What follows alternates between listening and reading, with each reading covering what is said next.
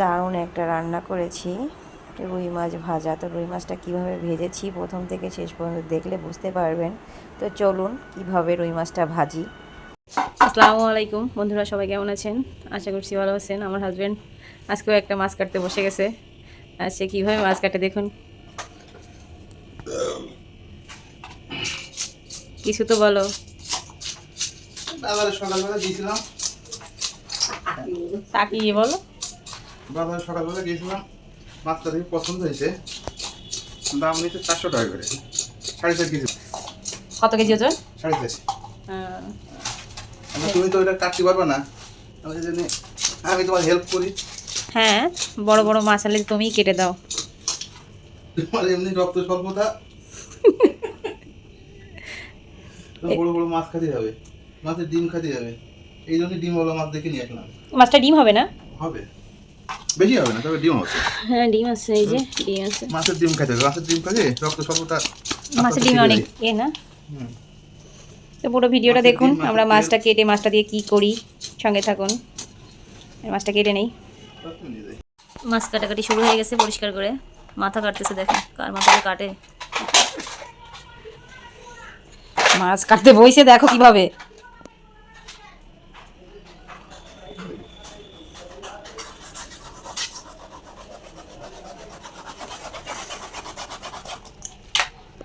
হ্যাঁ বটিতে কাটো, ওইদিকে কাটা যাবে না, ওভাবে কাটা যাবে না, কিন্তু ও ধারটা নষ্ট হয়ে যাবে না। এখান থেকে চাপ ভেঙে দেবেন। দাও সব উল্টো করে চাপ দিতে হবে মাথা। এইভাবে? হ্যাঁ ওই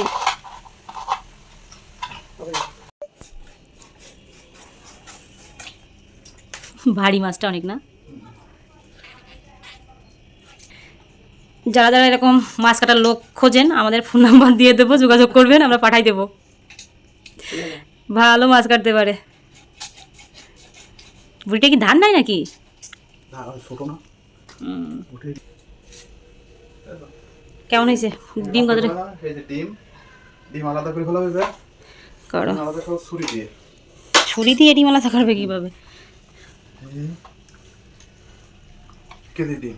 1 কেজির বেশি হবে না? না বেশি হবে না, 1 কেজি ডিম আলাদা করে রাখলাম পাত্রে। এর মাছগুলো পিস পিস করে কেটে নাও। পুরো আছে, দেখছো? মাছটা পুরোই আছে, আর বড় মাছ তো, এই জন্য। তুমি তো রক্ত রক্ত মেখে একাকার হয়ে গেলে। বোতল করবো না এরকম?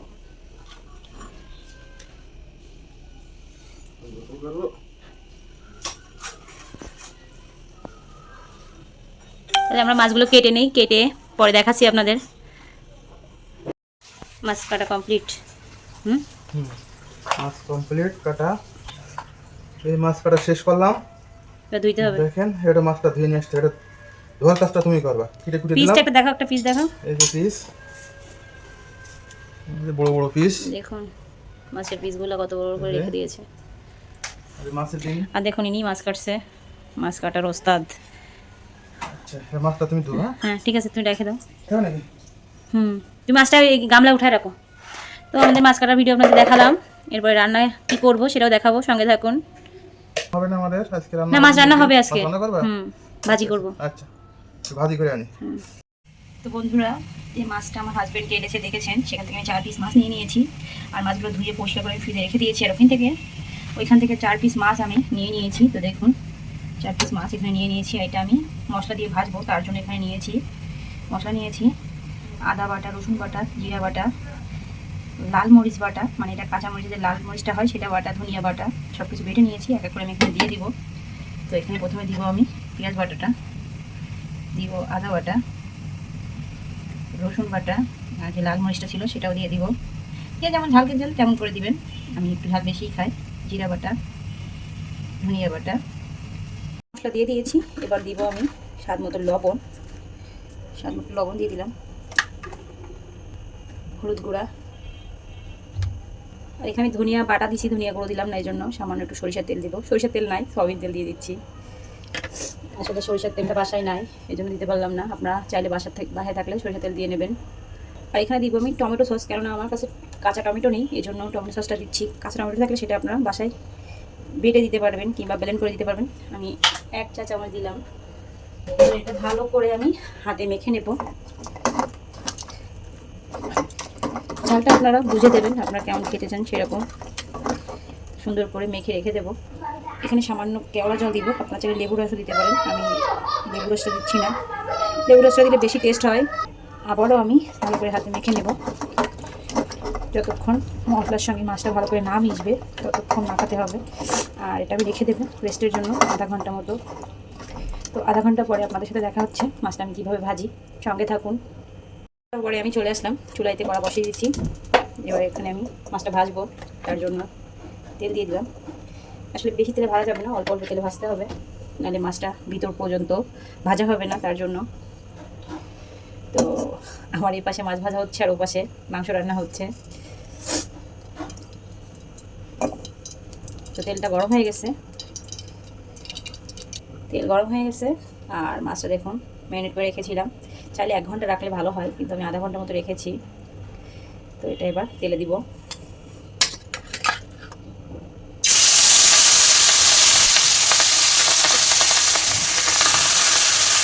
এটা অল্প আঁচে ভাজতে হবে।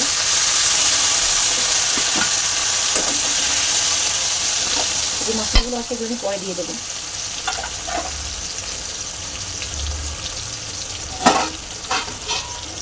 এটা আমি কিছুক্ষণের জন্য ঢেকে দেবো। তো ঢাকনাটা খুলেছি আমি, দেখুন মাছটা কিন্তু তলায় লাগে যায়নি কোনোরকম, একদমই নিবা নিবা জালে ভাজতেছি আমি। আর এরকম করে একবার বাসায় পোলাও কিংবা সাদা ভাত খিচুড়ি দিয়ে খেয়ে দেখবেন, খুবই ভালো হয়। আর গেস্টটা সেভাবে ভেজে খাওয়াবেন, গেস্টটা মনোমুগ্ধ হয়ে যাবে, আর কি বলবো। আর এরকম করে মাছ ভাজাটা আমি বরিশাল থেকে শিখছি, বরিশালের মানুষ এরকম মশলা দিয়ে মাছ ভাজে, খেতে ভালো লাগে।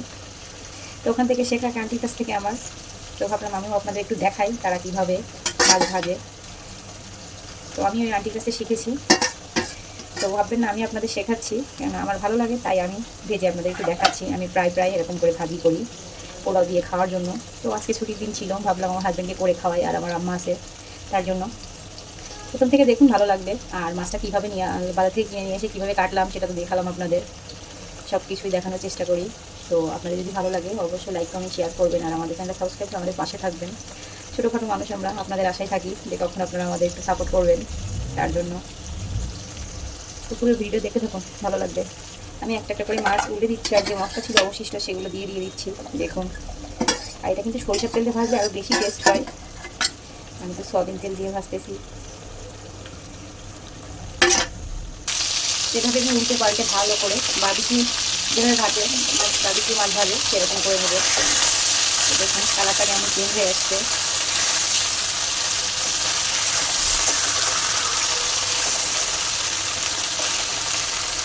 ঘাঁটি করে ভেজে নেবো। তো সব মাছগুলো আমি এভাবে ভেজে তুলে নিয়েছি। তো আমার মাছ ভাজা রেডি। এবার এটা গরম গরম পোলাও কিংবা সাদা ভাত দিয়ে খাইতে এত মজা হয়, যারা খেয়েছে তারা তো জানে, আর যারা খাননি অবশ্যই বাসায় একবার ট্রাই করবেন, খেয়ে বলবেন কেমন হয়েছে। তো ভিডিওটা আর বেশি বড় করবো না, এ পর্যন্তই। সবাই ভালো থাকবেন, আমাদের ভিডিওগুলো দেখবেন, আমাদের সাপোর্ট করবেন, সবাই ভালো থাকবেন।